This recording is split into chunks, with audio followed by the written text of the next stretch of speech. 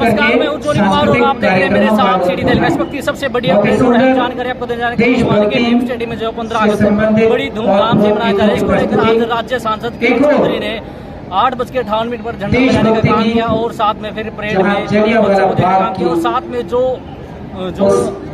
देश के लिए जो शहीद हुए थे उन लोगों को सम्मानित करने का काम किया। स्वतंत्रता दिवस के अवसर पर उपस्थित आदरणीय स्वतंत्रता सेनानीगण व उनके परिवारजन, जिला प्रशासन व पुलिस प्रशासन के अधिकारीगण, आदरणीय बुजुर्गों, भाइयों, बहनों, बहुत ही प्यारे मेरे बच्चों, पत्रकार और छायाकार बंधुओं, आज का ये दिन केवल कैलेंडर की तारीख नहीं बल्कि करोड़ों भारतीयों की भावना का दिन है, जो हमें याद दिलाता है मां भारती के असंख्य वीरों ने कैसे अपने प्राणों का बलिदान देकर हमें आजादी दिलाई।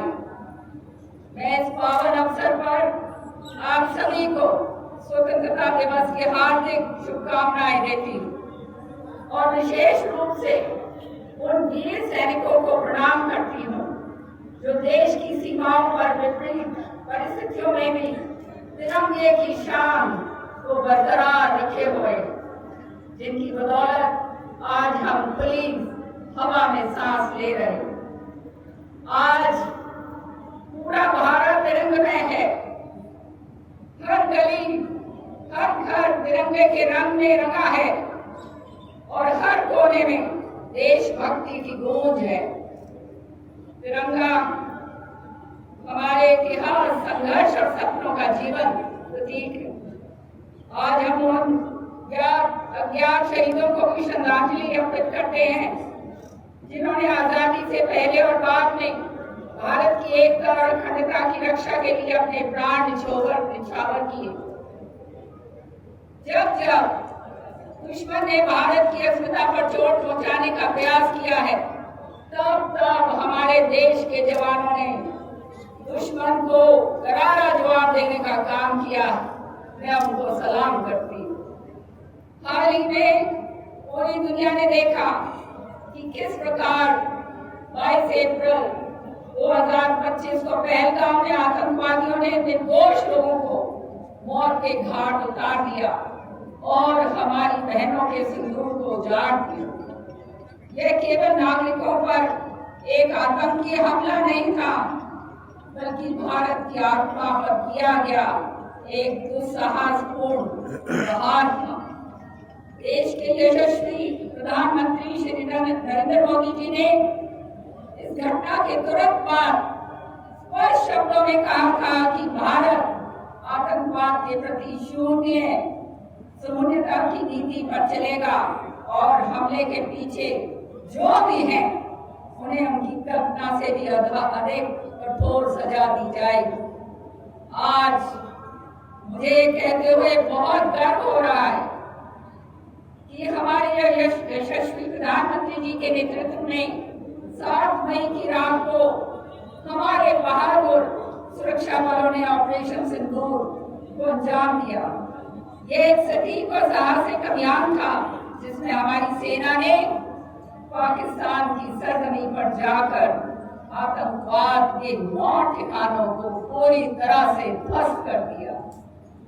ये कार्रवाई उन शक्तियों के लिए स्पष्ट संदेश थी जो आतंकवाद को प्रायोजित और पोषित करती हैं।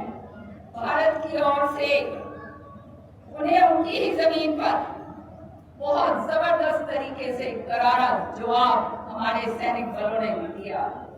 इसके पश्चात एक और निर्णायक कार्रवाई की गई और ऑपरेशन महादेव चलाकर हमारे सुरक्षा बलों ने पहलगाम हमले में शामिल आतंकियों को समाप्त करने का काम किया। यह केवल प्रतिशोध नहीं था, यह आतंकवाद के खिलाफ हमारा संदेश है कि भारत अब चुप नहीं बैठेगा और आतंक के खिलाफ सख्त से सख्त कार्रवाई अमल में लाई जाएगी। भाइयों और बहनों, हमारी सरकार ने शहीदों के परिवार के सम्मान और भलाई को हमेशा पहली प्राथमिकता दी। जो जवान देश की रक्षा करते हुए शहीद हुए, उनके काशिद को अनुकंपा के आधार पर सरकारी नौकरी दे रही है। अक्टूबर 2014 से जून 2020 हरियाणा की धरती केवल खेती बाड़ी में ही नहीं है, बल्कि वीरता में भी अग्रणी रही। इतिहास के पन्ने गवाह हैं कि 10 मई 1857 को अम्बाला से स्वतंत्रता आंदोलन की जो चिंगारी उठी, उससे पूरे देश में आजादी की अलग जगह। उस चिंगारी ने गुलामी की नींव हिला दी और भारतवासियों के दिलों में आजादी का सपना हिलोरे लेने लगा। ये केवल संघर्ष की शुरुआत नहीं था, बल्कि ये संदेश था कि अब अन्याय और गुलामी की जंजीरों को तोड़ने का समय आ गया है। उस पहली चिंगारी की स्मृतियों को संजोने के लिए हरियाणा सरकार अम्बाला छावनी में एक भव्य शहीदी स्मारक का निर्माण करने जा रही है। भाइयों और बहनों, पिछले 11 वर्षों से देशवासियों ने जो क्रांतिकारी बदलाव और अभूतपूर्व सफलताएं महसूस की हैं, वे प्रधानमंत्री जी के साहसिक और दूरदर्शी नेतृत्व का परिणाम है। पीएम किसान सम्मान निधि, उज्ज्वल योजना, आयुष्मान भारत, पीएम आवास योजना, पीएम सूर्य घर योजना और पीएम गरीब कल्याण अन्य जैसी योजना के माध्यम से करोड़ों भारतीयों को सशक्त बनाया गया है। इन पहलों से समाज के कमजोर वर्गों को बराबरी, सम्मान और आत्मनिर्भरता का अवसर मिला। यह हर्ष का विषय है कि माननीय प्रधानमंत्री जी के नेतृत्व में लिए गए ऐसे ऐतिहासिक फैसले देश के नव निर्माण में अहम योगदान दे रहे।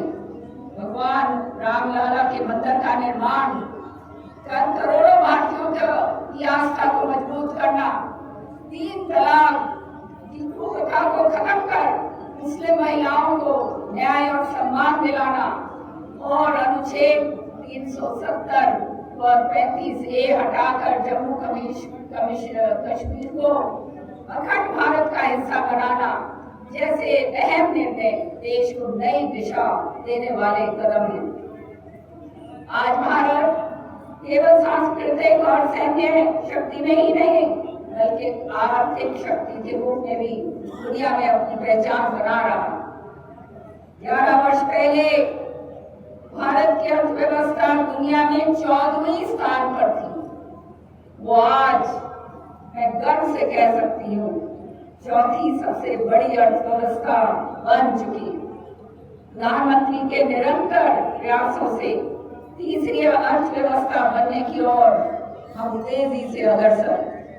भाइयों और बहनों, मुझे ये बताते हुए बड़ी खुशी हो रही कि यशस्वी प्रधानमंत्री जी के नेतृत्व और माननीय मुख्यमंत्री श्री नायब सिंह सैनी जी के नेतृत्व में हमारी डबल इंजन की सरकार हरियाणा को नई ऊंचाइयों पर लेकर जा रही है।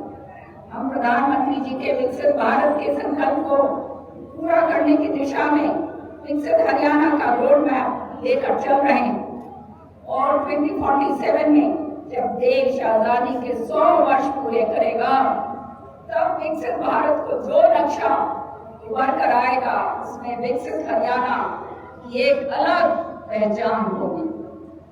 ये भी खुशी की बात है कि हमारी सरकार ने पारदर्शिता और जवाबदेही के लिए पोर्टल के माध्यम से लोगों को न केवल योजनाओं का लाभ दिया है, बल्कि राजकाज में जनता की भागीदारी को भी सुनिश्चित किया है। हमारी सरकार ने बजट जैसे महत्वपूर्ण दस्तावेज तैयार करने से पहले आम नागरिक की राय ली और उनके सुझावों को बजट में शामिल कर जनता के लिए कल्याणकारी बजट जो है बनाया। प्रदेश सरकार ने अनेक ऐसी योजनाओं को अमली जामा बनाया जिससे गरीब व्यक्ति के जीवन स्तर में सुधार हुआ। हमारा गांव जगमग गांव योजना के तहत गांव को 24 घंटे बिजली, हर घर नल से स्वच्छ जल, हैप्पी कार्ड से गरीबों को मुफ्त यात्रा, श्रमिकों को वित्तीय सहायता, किसानों को बोनस और मुआवजा, ये सब हमारी प्रतिबद्धता का परिणाम है। भाइयों और बहनों, हमारे प्रधानमंत्री जी ने विकसित भारत के 4 स्तंभ बताए, जिनमें युवा, अन्नदाता, महिला और गरीब शामिल। मुख्यमंत्री जी के नेतृत्व में हमारी सरकार ने इन स्तंभों को मजबूत और सशक्त बनाने के लिए अनेक कल्याणकारी योजनाएं चलाई। मुझे खुशी है कि हमारी सरकार ने बिना खर्ची और बिना पर्ची कि पिछले साल में 30,000 युवकों को नौकरियां दी। अब तक 1,80,000 नौकरियां दी जा चुकी। प्रदेश सरकार ने अनुबंध आधार पर नियुक्त कर्मचारियों को सेवा सुरक्षा प्रदान की है। युवकों को नशे से दूर रखने के लिए हमारी सरकार ने योग नशा मुक्त अभियान चलाया, जिसमें लाखों युवकों ने भाग लेकर नशे से दूर रहने का संकल्प लिया।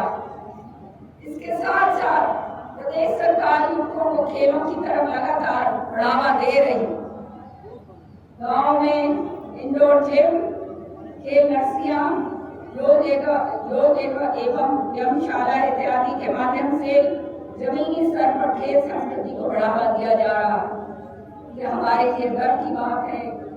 ये हरियाणा पहला ऐसा प्रदेश है जो ओलंपिक विजेता खिलाड़ियों को सार्वजनिक पुरस्कार राशि देता। मुझे ये बताते हुए भी बहुत गर्व हो रहा है कि हरियाणा देश का पहला राज्य है जहाँ किसानों को इस सभी फसलों पर MSP पर खरीदी जा रही। सरकार ने अंग्रेजों के समय से चल रहे अभियानों को भी समाप्त किया है।